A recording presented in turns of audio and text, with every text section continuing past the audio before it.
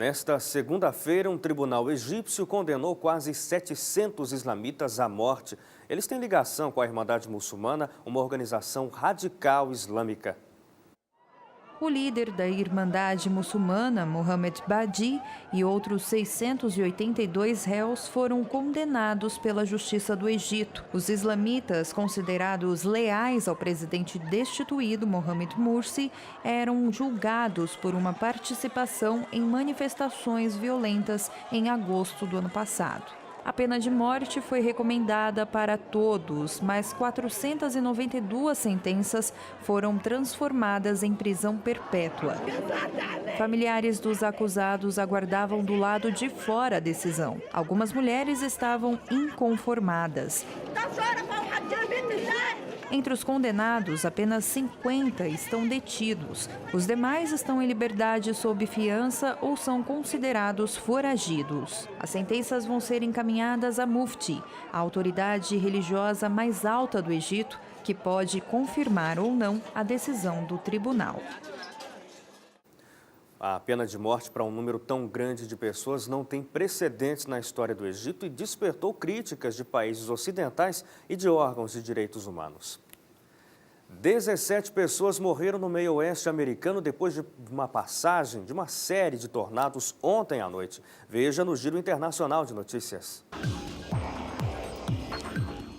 6 estados americanos foram atingidos por tornados. Vilonia e Mayflower, duas pequenas cidades do Arkansas, foram as mais afetadas. Quase todas as casas foram destruídas e o vento chegou a até 240 km por hora. Equipes de resgate trabalham nos escombros em busca de sobreviventes.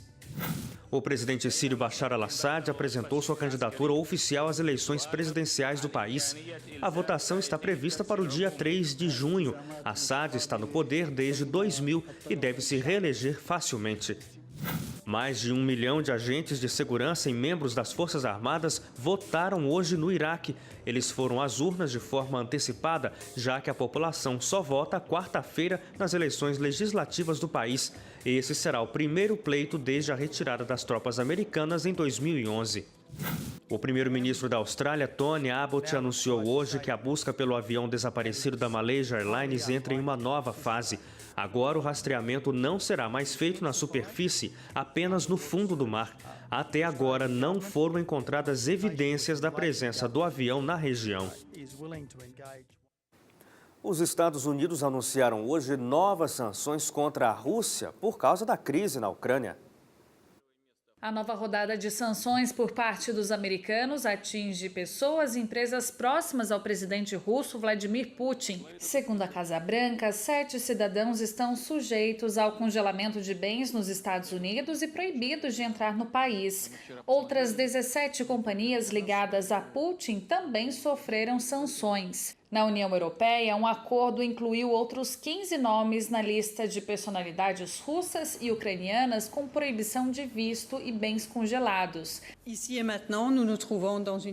As potências ocidentais acusam a Rússia de promover a onda separatista que já dura semanas. Hoje, manifestações foram registradas na região, onde os milicianos ganham cada vez mais força. Em uma nova cidade no leste do país, rebeldes pró-Rússia assumiram o controle da prefeitura local. Eles construíram barricadas em frente ao prédio. Ao todo, 10 cidades continuam sob o poder dos ativistas. Em Kharkiv, o prefeito foi baleado enquanto tomava banho em um riacho. E ontem, um observador europeu que tinha sido capturado por milícias pró-Rússia foi libertado. Toda a crise começou em novembro do ano passado, quando o então presidente Viktor Yanukovych desistiu de assinar um acordo de livre comércio com a União Europeia. Segundo Yanukovych, era melhor para o país estreitar as relações com a Rússia. A decisão dividiu o país, levando milhares de pessoas a protestarem, principalmente na capital Kiev. Depois de meses de manifestações, em fevereiro deste ano, o presidente Yanukovych foi destituído do poder e novas eleições foram convocadas para maio. A criação de um novo governo pró-União Europeia aumentou as tensões na península da Crimeia, de maioria russa. A República Autônoma realizou um referendo e decidiu aderir à Rússia.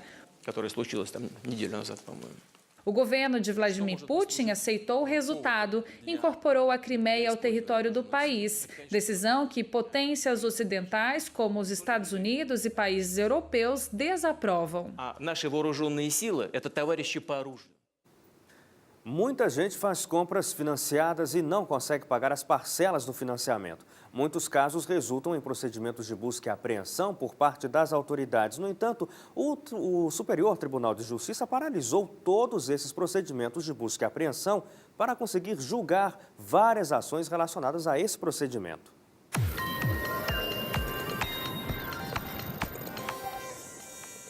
Amigos, a decisão é do ministro Luiz Felipe Salomão, que decidiu sobrestar, ou seja, suspender a tramitação dos processos em todo o país para evitar alguma coisa que fique contraditória no momento em que essa questão polêmica está sendo discutida e vinculada ao julgamento do STJ.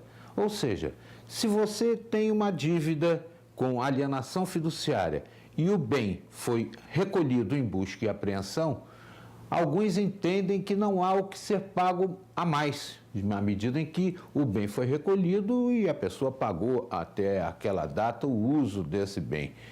É uma questão que vai ser alvo de muita discussão e controvérsia, mas, por enquanto, pelo menos há um gás para o devedor, já que fica suspensa a tramitação daqueles processos que já estão em andamento e daqueles que, porventura, venham a ser distribuídos, já estarão suspensos no nascedouro, até que o STJ decida em definitivo essa questão. Penso eu que é um alento para quem tem a dívida. Faltam menos de 3 dias para o fim do prazo de entrega da declaração do imposto de renda. Até agora, quase 9 milhões de pessoas ainda não acertaram as contas com a Receita Federal.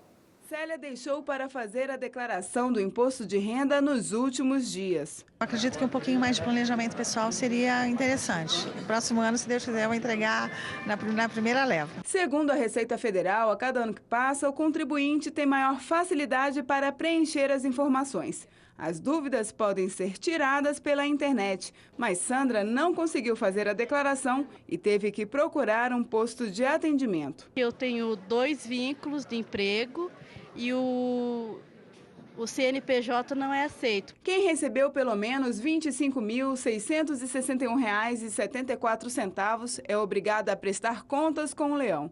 Os contribuintes que tiveram rendimentos isentos, não tributados ou tributados exclusivamente na fonte, no valor acima de R$ 40 mil, também precisam fazer a declaração.